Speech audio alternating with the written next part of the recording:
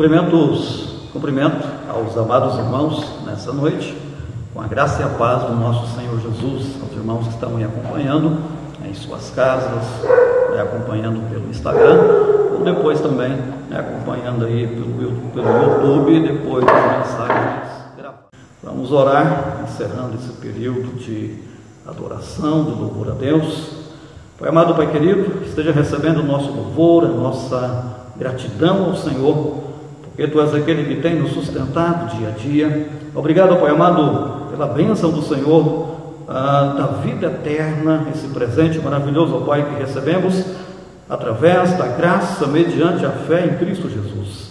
Ó Pai, também Te louvamos, agradecemos, ó Pai, também a bênção do Senhor de a nossa cidade não ter ainda nenhum caso de Covid. E pedimos, ó Pai, que o Senhor continue, esteja guardando continuamente, ó Deus, essa cidade, nos livrando, ó Pai, desse mal. Pai amado, Pai bendito, clamamos também em favor da nossa nação, em favor, ó Pai, do nosso país, e rogamos, ó Deus, pela misericórdia do Senhor, em favor, ó Pai, dessa nação, e até mesmo, ó Deus, levando essa nação a estar refletindo diante dessa verdade que se torna tão real, que é a questão de nós sermos frágeis, ó Pai, de sermos seres mortais, de que precisamos, ó Pai, do Senhor, e precisamos, ó Pai, do temor do Senhor no nosso dia a dia. Não só alguns, mas, ó Pai, a nossa nação de uma forma geral. Pai amado, Pai querido, obrigado, é a nossa palavra, te louvamos, adoramos por meio de Jesus e oramos em nome de Jesus. Amém. Vamos então estarmos abrindo as nossas Bíblias para o livro de Hebreus, no livro de Hebreus, capítulo 4, verso de número 12. Vamos então continuarmos o estudo bíblico que a gente começou semana passada. Então lembrado aí qual que é o nosso assunto, o nosso tema principal: crescimento espiritual. Livro de Hebreus, capítulo 4, verso de número 12.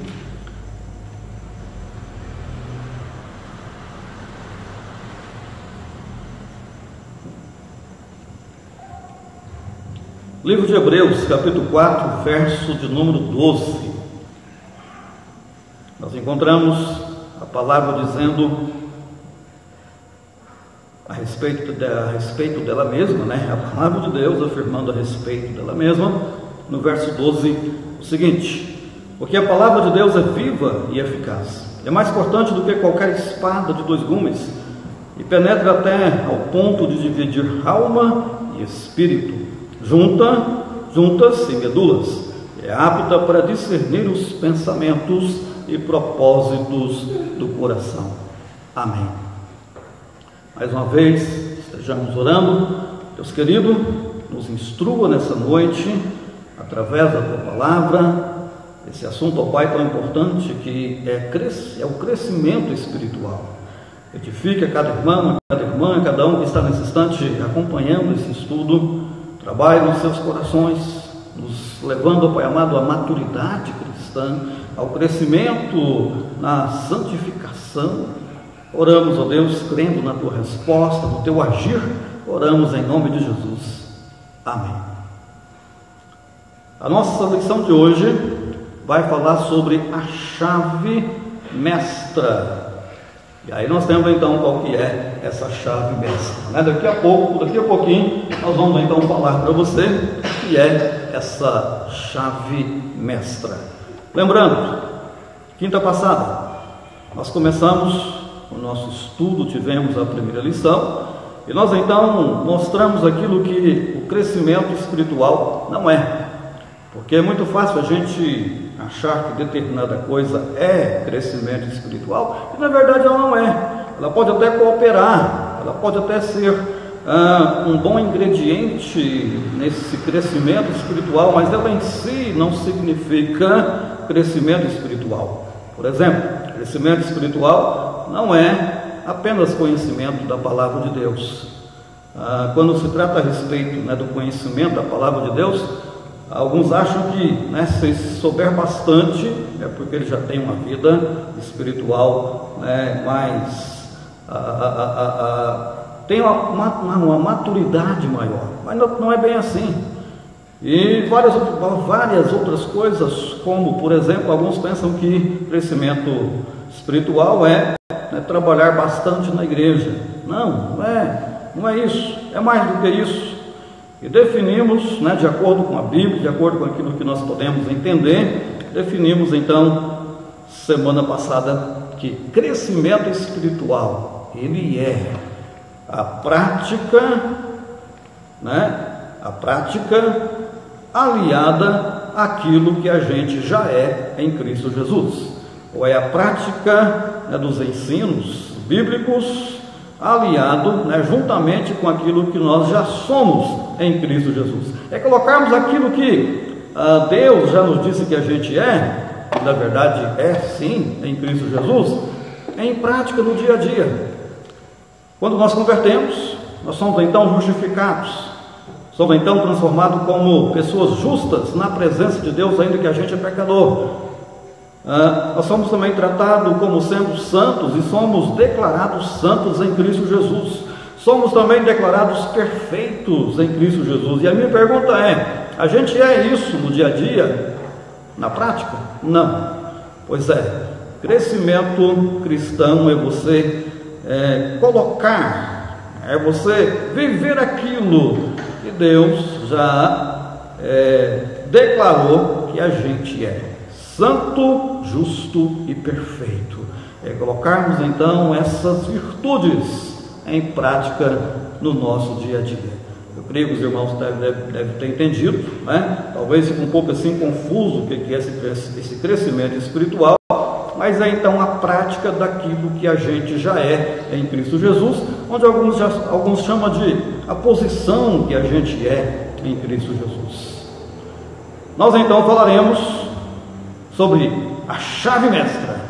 Qual que é essa chave mestra? Quando se trata a respeito de uma chave mestra do conhecimento geral, é uma chave que o chaveiro tem, que abre tudo enquanto são portas, fechaduras. Já imaginou isso? Uma chave que abre qualquer tipo de fechadura. Eles têm também aquela chave mestra para abrir porta de carro, principalmente aqueles carros antigos, eles tinham ali uma chave mestra que abria quase qualquer tipo de carro. Então a chave mestra é isso, uma chave que abre qualquer fechadura, uma chave que destranca então os ensinos, aquilo que a gente pode buscar para sermos maduros, para alcançarmos mais perfeição no dia a dia. A chave mestra então a palavra de Deus é viva. Não é só questão da palavra de Deus, mas é essa afirmação: a palavra de Deus é viva. Hebreus 4:12 nos faz essa afirmação, porque a palavra de Deus é viva. E aí continua então falando sobre aquilo que ela realiza no nosso coração. Irmãos queridos, a palavra de Deus, ela é viva em si mesma. Nós temos o livro de 1 Pedro, capítulo 1, verso 23. Olha só essa afirmação que nós temos aqui a respeito da própria palavra de Deus. 1 Pedro, capítulo 1, verso de número 23. E diz assim: pois fostes regenerados não de semente corruptível, mas de incorruptível, mediante a palavra de Deus, a qual vive e é permanente. Qual a afirmação no final que respeita a palavra de Deus? A qual vive e é permanente. Então a palavra de Deus é viva, como nós vimos em Hebreus 4:12, mas também confirmada aqui por 1 Pedro capítulo 1, verso 23. Nós temos também Filipenses capítulo 2:16, onde Paulo vai referir a palavra de Deus como sendo a palavra da vida. Livro de Filipenses, capítulo 2, verso 16, diz assim: perseverando a palavra, ou preservando a palavra da vida, para que no dia de Cristo eu me glorie de que não corri em vão, nem me esforcei inutilmente. Novamente, lendo aqui o inicinho, diz: preservando a palavra da vida. Então a palavra de Deus, ela é viva, ela é uma palavra que vive, ela é a palavra da vida. Uma pergunta: como é que a palavra de Deus está viva? Nós mesmos podemos ver que as pessoas que convertem, é a partir dela. E se ela provoca então essa conversão, é porque ela está viva. Se ela tem esse poder de provocar essa conversão, por meio do agir do Espírito Santo, claro, não podemos esquecer aí dessa verdade, é porque ela está viva. É o mundo, e principalmente naquilo que se trata da questão de nós seres humanos, o nosso corpo se corrompe facilmente. E com o tempo, tudo passa. O mundanismo também, dia a dia, se corrompe e vai então se deteriorando. Os livros que a gente conhece ficam velhos, as teorias ficam para trás, teorias são refutadas, novas teorias são propostas, alguns tipos de estilo de vida são deixados para trás, mas, meus irmãos, a Bíblia ela continua completamente atual. Ela realmente é viva, ela é poderosa, ela vive. Esse estudo que nós estamos fazendo está baseado no livro de John MacArthur sobre chaves para o crescimento espiritual. Uma das afirmações que ele faz é o seguinte: em contraste com o que reina no mundo, a Bíblia é inesgotável e geradora de vida. O sistema mortal do mundo não pode atingi-la, não consegue anular sua validez, deteriorar sua realidade ou demolir a sua verdade, porque ela é a palavra de Deus e ela é viva. O primeiro tópico que estaremos tratando nessa noite é o seguinte: a Bíblia está viva em si mesma. Parece uma afirmação um pouco assustadora, não é? De que ela está viva em si mesma. Mas é isso que dá para a gente entender. Ela está viva nela mesma. Como que a gente pode perceber isso? É que a partir de quando a gente lê um texto, o Espírito Santo pode trabalhar, e trabalha no nosso coração, nos renovando, nos revigorando, exatamente isso, trabalhando em nosso coração, trazendo modificação. Lendo aqui o que nós temos, primeiramente, a Bíblia está viva em si mesma, vive em perene vigor, em qualquer geração e idade. Toda pessoa que lê a Bíblia encontra vida e vigor. Nós temos diversos textos que nos traz essa afirmação, de que a Bíblia nos renova, de que a Bíblia nos revitaliza. Inclusive, o maior capítulo da Bíblia, ele trata sobre qual assunto? Trata sobre a excelência da palavra de Deus. São 176 versículos, todos tratando sobre essa excelência da palavra de Deus, que é o Salmo então de número 119. Irmãos queridos, a palavra de Deus, a Bíblia é algo maravilhoso. Talvez a palavra maravilhosa não consegue expressar de verdade aquilo que ela é. Ela é ouro, ela é mel, ela é ouro, completamente fino, puro, depurado, sem nenhuma mancha. A palavra de Deus está viva em si mesma.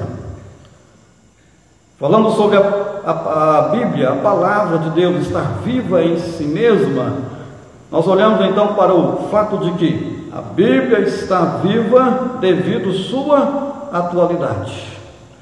Qual é o livro que você já leu e você percebeu que ele está desatualizado? Com certeza, vários que a gente já usou aí há 30 anos atrás na escola, hoje já não serve mais. Sim, tem alguns que continuam servindo, mas muitos ficaram para trás, seus ensinos já não são tão necessários para hoje. É verdade isso, mas a Bíblia não.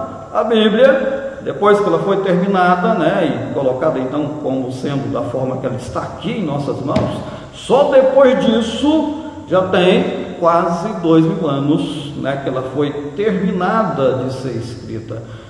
Tem algum livro que tem passado séculos, tem atravessado milênios? São pouquíssimos livros. Mas a Bíblia, ela tem atravessado não só um milênio, não só 2 milênios, mas mais do que isso, né? O Antigo Testamento, ele tem atravessado aí cerca, então, agora de já praticamente 3 milênios.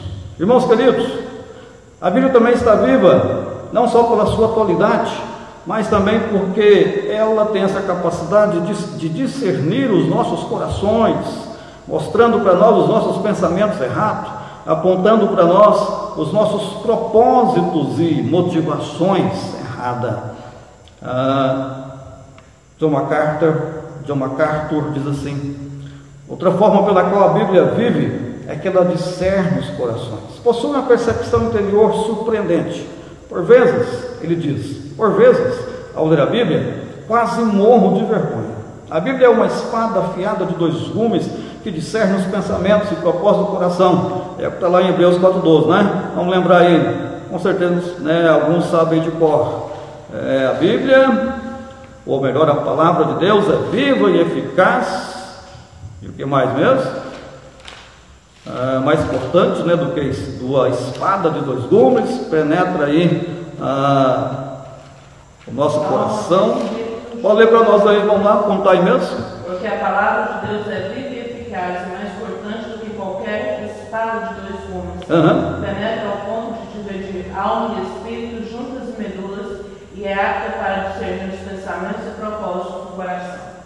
É rápida para discernir pensamentos, discernir, mostrar se está certo ou errado, discernir, mostrar, né, os pensamentos e os propósitos do coração. Ela é até capaz de dividir aquilo que é indivisível, né? Aqui diz que ela separa entre alma e espírito. É um dos textos que aqueles que são tricotomistas, né, que crê que nós temos alma, corpo e espírito, eles usam esse texto para defender que nós somos então 3 partes. Pelo contrário, nós entendemos aí nesse texto que a Bíblia, a palavra de Deus tem poder até mesmo para dividir aquilo que é indivisível, né? Porque nós cremos que nós somos apenas corpo e alma. Não existe aí um terceiro elemento. Alma e espírito são sinônimos, assim como a palavra bela, né, e bonita. Bela e bonita é a mesma coisa.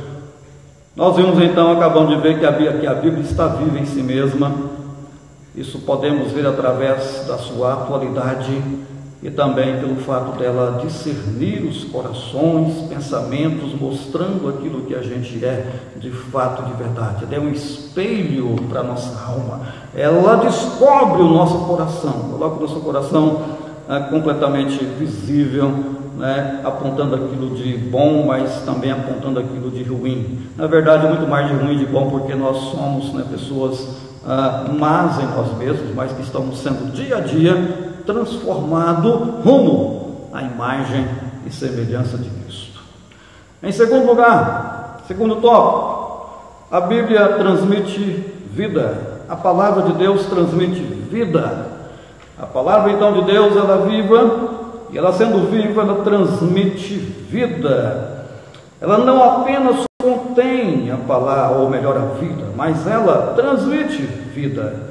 A afirmação que nós temos é que a gente nasceu, né, da própria palavra de Deus. Ela tem esse poder de produzir vida.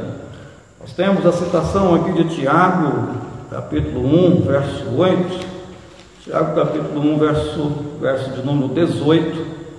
Verso 18 diz assim: pois segundo o seu querer, ele nos gerou pela palavra da verdade, para que fôssemos como que primícias das suas criaturas. Então a maneira pela qual nós nascemos e a maneira pela qual as pessoas convertem é através do quê? Da palavra de Deus. Mesmo que talvez seja um testemunho que alguém contou, uma história que alguém contou, mas ali o que vai trabalhar em realizar a transformação é a palavra de Deus que ali foi compartilhada. Não existe outra maneira de nós nascermos espiritualmente a não ser pela palavra de Deus. E vários são os textos que a gente pode então apoiar essa verdade, ver essa verdade acontecendo. Eu quero aqui então lembrar também o John MacArthur coloca esse argumento no livro dele, aquela a respeito então do semeador. O semeador, ele joga semente na estrada, no solo rochoso, no solo que tinha muita erva daninha e também no solo bom. A gente vê então que aquela semente nasceu em alguns lugares. E a semente então que caiu na terra boa, que é um coração que estava então preparado para receber essa palavra, nasceu e produziu. Assim então é a nossa vida espiritual, nós somos nascidos através da palavra de Deus. Tem também aquela semente que cai na beira do caminho, né? E os passarinhos vêm, carregam, ou seja, Jesus mesmo interpretando disse que ali é Satanás que vai, tira a palavra, né, do ouvido das pessoas para que não venha trazer conversão no coração das pessoas. John MacArthur pergunta: qual é o único ingrediente no qual as pessoas precisam crer para a salvação? Ele responde: é a palavra. Alguém diz: para aí pastor, está errado, que negócio é esse? Nós temos de crer em Jesus Cristo como sendo o nosso Salvador, não é verdade?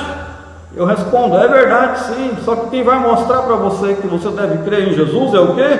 A própria palavra. Então, antes de tudo, a pessoa deve então crer que essa palavra é a palavra de Deus. Então, a partir dali, ela entende os seus ensinos e a principal mensagem, que é Jesus Cristo, aquele que veio nos salvar, morreu no nosso lugar, mas ressuscitou e está vivo hoje na presença de Deus. E crendo nele, vivendo os seus ensinos, nós somos então salvos. É verdade, a salvação é mediante a graça, ou é pela graça mediante a fé, mas precisamos também de evidenciar a fé que nós temos por meio da obediência, por meio então das boas obras,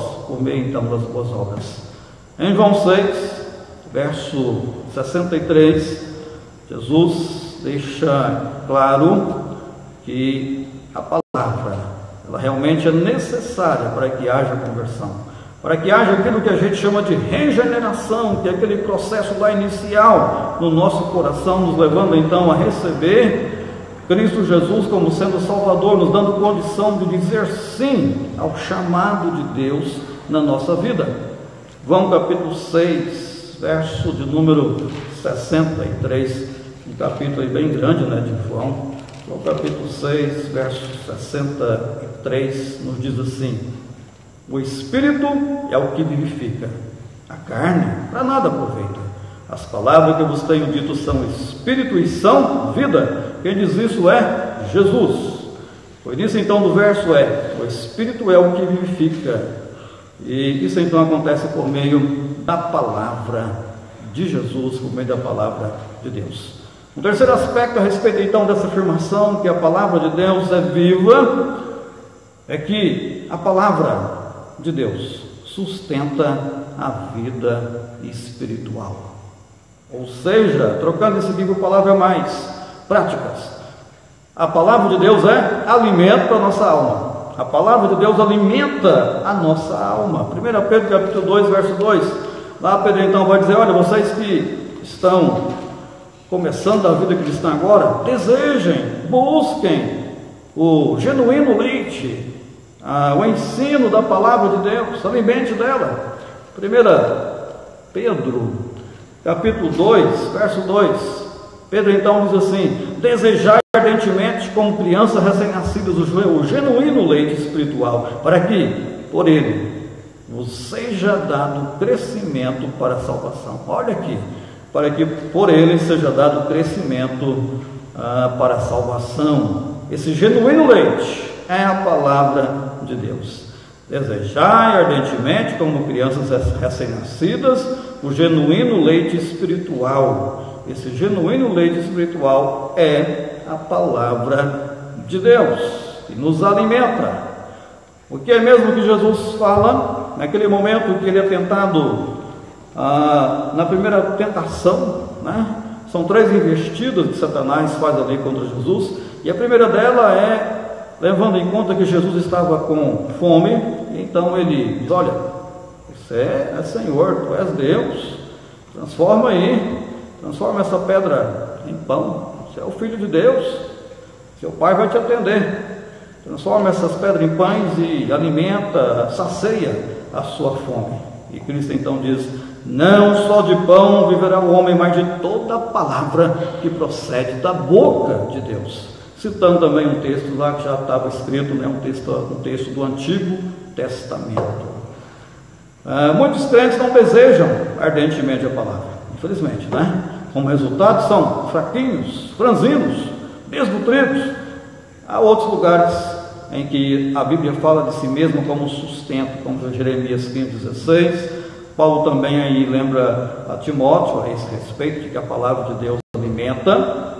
1 Timóteo 4, verso 6. Vamos dar uma olhadinha nesse texto aí.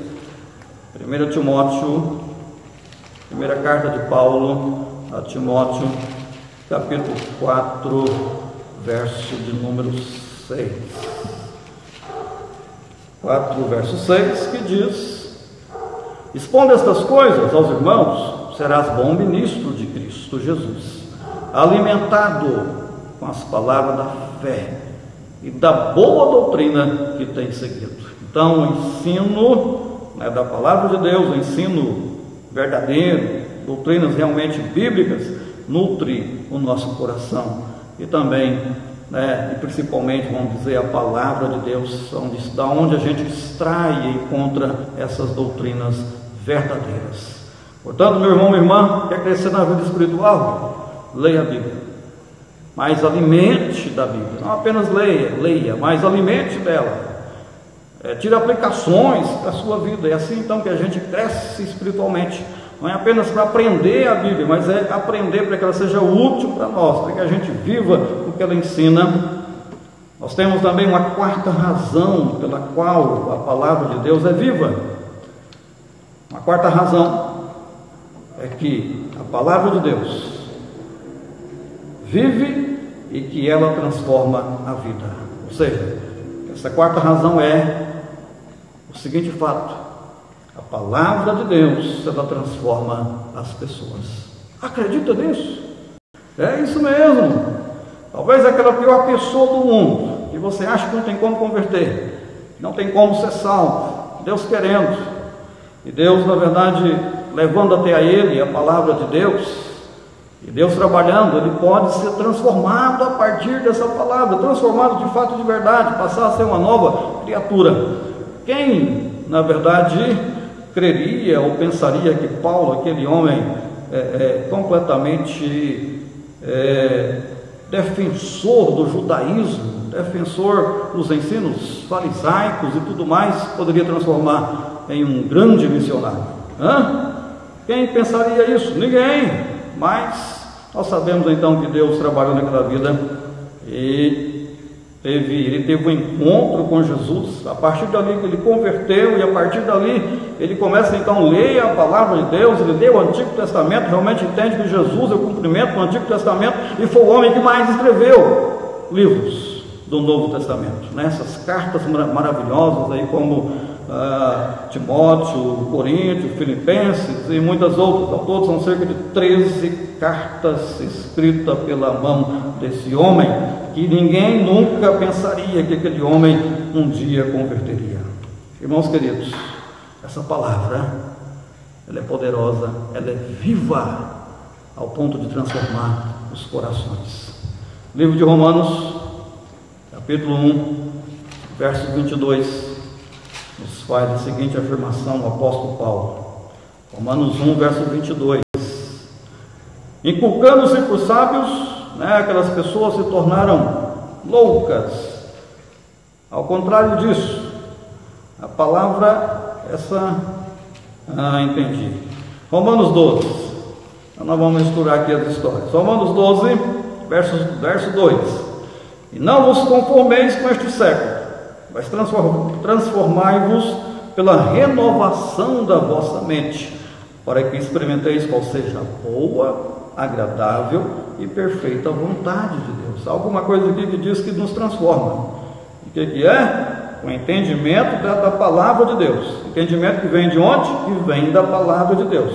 Olha aqui a afirmação: mas transformai-vos pela renovação da vossa mente, para que experimenteis qual seja a boa, agradável e perfeita vontade de Deus. Essa renovação é nós mesmos que produzimos, é a partir do entendimento da palavra de Deus. Nós então podemos sermos renovados, e essa renovação mental que vem de dentro para fora realmente provoca transformação na nossa vida. Meu irmão, minha irmã, nós precisamos dia a dia buscar crescimento espiritual. O crescimento espiritual, ele começa então a partir de nós termos a palavra de Deus como sendo aquela que nos transforma, como sendo aquela que é viva. Devemos crer no poder do Evangelho, o poder de Deus agindo no nosso coração por meio da palavra dele. E também, ele pode agir naqueles que a gente tem buscado para que sejam salvos, familiares nossos, amigos nossos, e só realmente o entendimento dessa palavra poderá transformar essas pessoas e salvar essas pessoas, os levando ao encontro, ao recebimento de Cristo Jesus como Senhor da vida deles e dos corações deles. Portanto, então, vamos dia a dia buscar essa renovação, buscar então esse crescimento espiritual, que não é sentimentalismo, não é apenas conhecimento da palavra de Deus, não é apenas fazer a obra de Deus, mas é nós realmente colocarmos em prática aquilo que a gente já é em Cristo Jesus. Santos, justos, perfeitos. Nós então buscarmos aquilo que a gente é em Cristo Jesus, nessa labuta de ler a palavra de Deus, meditar nela e também obedecer esses ensinos que nós temos conhecimento. Estaremos nesse instante passando para o nosso encerramento. Os avisos que nós temos é de que nós continuamos com os cultos sendo feitos de maneira via internet, por meio da internet. O próximo, então, agora, encontro nosso será no domingo de manhã, na Escola Bíblica Dominical, às 9 da manhã. Depois teremos o culto de domingo à noite, o culto solene. E aqui eu peço a vocês para que realmente se empenhem para estar se reunindo aí na casa de vocês, nesses horário de culto, para que a gente então busque a Deus junto, louve a Deus junto, estudemos juntos, ainda que seja online via a internet. Pedimos aos irmãos que continuem orando em favor dos enfermos, lembrando aí então do Robertson, lembrando do Ailton, lembrando também da nossa irmã Maria Leal. Quero também pedir aos irmãos que lembrem de estar orando em favor do seu Antônio e da dona Luísa, eles têm aí um conflito que envolve filhos, estejam então orando em favor do casamento deles, da vida deles, para que Deus esteja resolvendo essa situação. Pedimos também em favor daqueles que estão na parte da saúde aí, orem em favor das nossas irmãs, Temos aí cerca de 4 irmãs que estão nessa linha de frente, para que Deus esteja as abençoando, sustentando, trazendo a elas a firmeza, a tranquilidade e o descanso em Cristo diante dessa situação que parece um pouco temerosa. Vamos então estarmos orando, encerrando o nosso estudo bíblico. Oremos. Pai amado, Pai querido, obrigado a Deus por esse momento que passamos buscando ao Senhor, louvando a Ti, porque, ó Pai, Senhor é digno realmente de receber de nós o louvor, de receber do Teu povo a honra. Ó Deus bendito, clamamos em favor de cada um de nós, clamamos em favor das nossas famílias, te pedindo, ó Pai, o Teu livramento, te pedindo os Seus cuidados, ó Pai, porque sabemos que Tu és o Deus que ama de verdade a cada um de nós e cuida de nós. Somos ovelhas, ó Pai, do Seu pasto, e sabemos que o grande amor do Senhor já foi demonstrado por nós na cruz, por meio de Cristo Jesus. Pai querido, Pai amado, coloca no coração de cada irmão, de cada irmã, essa confiança, e também, ó Pai amado, a alegria que vem por meio de Cristo Jesus, aquele que ressuscitou entre os mortos e está ao teu lado e também está presente na nossa vida, em nosso coração. Ó Deus bendito, também desperte em nós o desejo de crescer de maneira espiritual, de maneira realmente madura, procurando, alcançando, ó Pai amado, essa maturidade cristã. Mais uma vez oramos em favor do nosso país, dos nossos governos, daqueles que estão tomando decisões. Ó Deus, que as decisões sejam as melhores. Oramos, crendo, ó Pai, no Teu agir, na Tua resposta, colocando assim a vida do Robson, colocando a vida do Ailton, colocando, ó Pai, também as nossas irmãs que estão aí na área de frente, as abençoe, as guarde. Oramos, ó Deus, oramos agradecidos, crendo na Tua resposta, oramos em nome de Jesus. Amém.